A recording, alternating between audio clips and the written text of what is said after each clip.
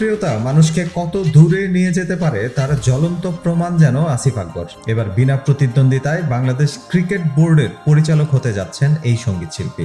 মনে প্রাণে একজন ক্রিকেটার হওয়ার ইচ্ছা থাকলেও ভাগ্যের চক্রে সঙ্গীতকে ক্যারিয়ার হিসাবে বেছে নিতে বাধ্য হন আসিফ। এবার যেন বাংলাদেশ ক্রিকেটে অবদান রাখার জন্যই সেই ইচ্ছা ভিন্নভাবে এসে ধরা দিল এই গুণী শিল্পীর হাতে।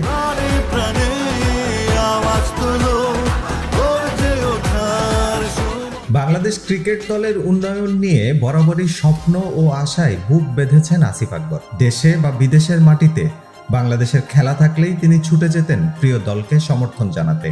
দল জয়ী হলে আবেগে আপ্লুত হতেন, আর পরাজিত হলে কষ্টে ভেঙে পড়তেন। বাংলাদেশ ক্রিকেট দলকে নিয়ে একটি গানও করেছিলেন তিনি।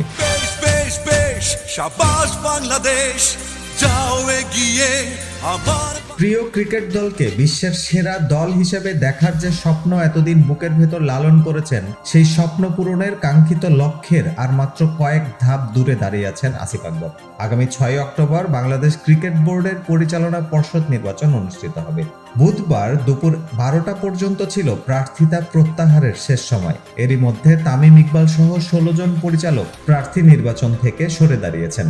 চট্টগ্রাম বিভাগের কোটায় পরিচালক পদে বৈধ প্রার্থী আছেন 2 জন, কুমিল্লা জেলা ক্রীড়া সংস্থার কাউন্সিলর আসিফ আকবর ও চট্টগ্রাম বিভাগীয় ক্রীড়া সংস্থার কাউন্সিলর আহসান ইকবাল চৌধুরী। চট্টগ্রাম বিভাগ থেকে অন্য আর কোনো প্রার্থী না থাকায় এই 2 জন বিনা প্রতিদ্বন্দ্বিতায় নির্বাচিত হতে যাচ্ছেন।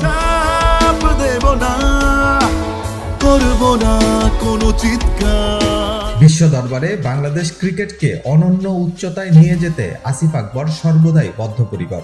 তবে গত কয়েক দশকের সীমাহীন দুর্নীতি, লুটপাট আর খেলাধুলাকে রাজনীতিকরণের মতো ন্যাক্কারজনক পরিস্থিতির পর প্রায় ভেঙে পড়া এই প্রতিষ্ঠানকে কতদূর নিয়ে যেতে পারবেন তা দেখার জন্য অপেক্ষা করছেন আসিফ আকবরের সকল ভক্ত ও বাংলাদেশের ক্রিকেট প্রেমীরা। হাসান অয়ন, উইকলি ইনকিলাব।